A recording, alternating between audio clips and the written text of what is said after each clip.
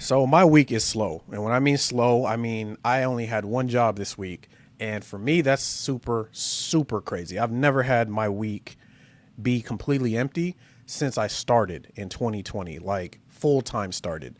So what do I do? What can I do that doesn't involve me stressing or sitting in the corner crying and being all panic mode? Because I did panic a little bit. I'm not going to lie. When I saw my schedule on Sunday, I was sitting looking at like nothing, and it started to make me wonder, like, is this going to be a normal? Is this going to be like, am I seeing something that's going to start trending for my future weeks?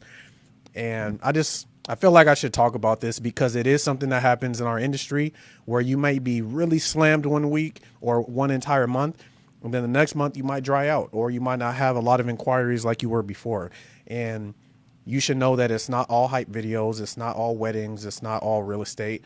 We kind of promote it like everything is always good, but that's not the case. So what do you do besides panic? What do you do to help yourself? And I just want to give my insight on what I do. And one of the things that I do is I look at it as a good thing. That's the first thing I do. Not an empty schedule doesn't have to be bad. Now I know you need money and I know you need to pay bills and everything like that. But what I mean is a part of the job of a videographer or photographer, a part of the job is to film and edit. The other part is to promote. The other part is to do the admin work on your website.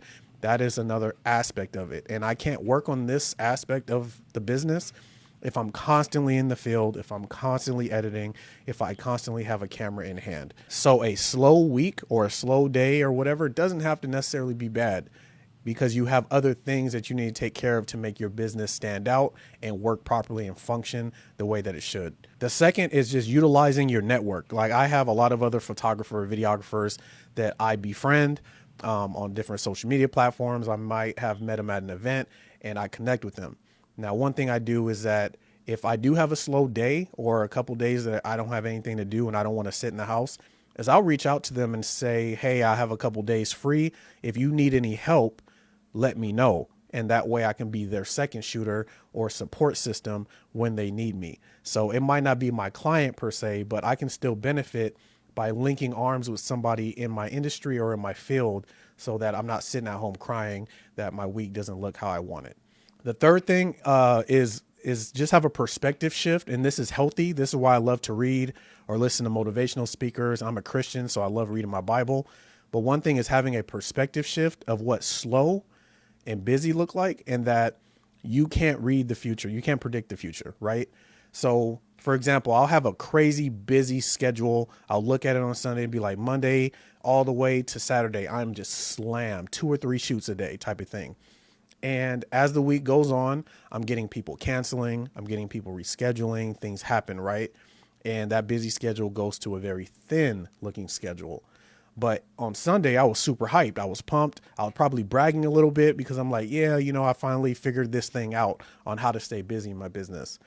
But it ended up slowing down, and that can hit, your ego a little bit and you start to panic. The same thing goes with a slow schedule. You can look slow on a Sunday, even on a Monday, but you get 1 or 2 calls that day and all of a sudden you're back in the field and you have something to do. So something that looks slow in the beginning, you can get a couple of phone calls, a couple of emails, a couple of text messages, and now you're back outside and you're back realizing like, okay, I didn't need to panic. Maybe I just needed to post some stuff.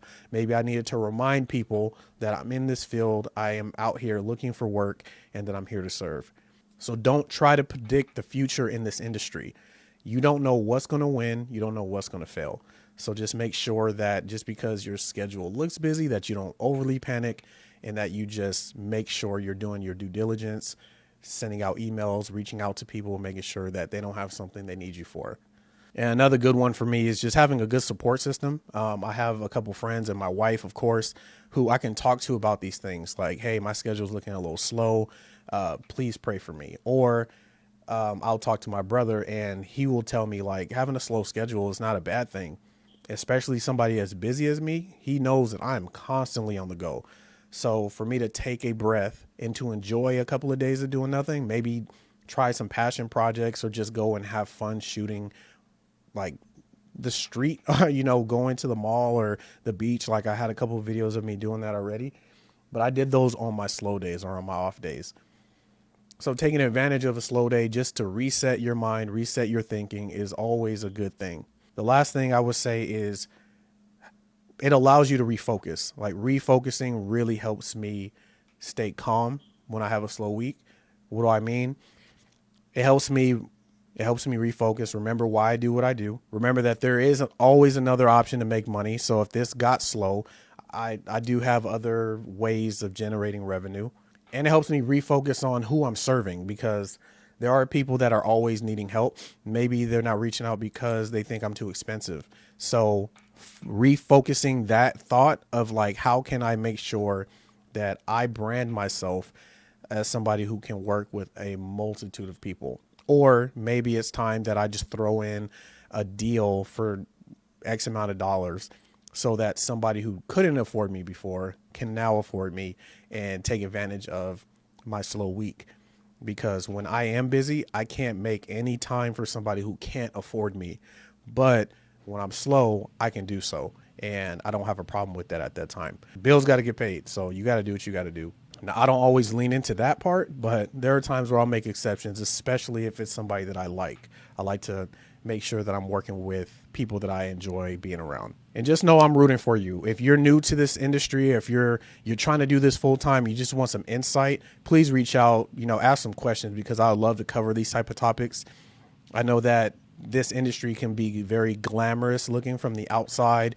You know, you might just be a inspiring photographer and you're like, yes, making a career out of this thing sounds like a dream, but there are business aspects to it as well. So you have to take care of those before you can just roll in here and making a bunch of money. And you might have an industry that does this, and you don't want to come in here and then regret, you know, leaving a job to do this full time. So I just wanted to cover this topic because I think it might help you guys. And I just want to say thank you for the 600 subscribers. I was looking to meet that milestone. The next one is 1,000, but I appreciate you guys for rocking with me and subscribing, liking my content, leaving comments. I freaking love the community that I'm building and that I'm cultivating. And I just want to keep going because I like to do this type of stuff. But again, if there's another video topic you guys like me to cover, please reach out and let me know and I'll make it happen. And I'll see you guys in the next video.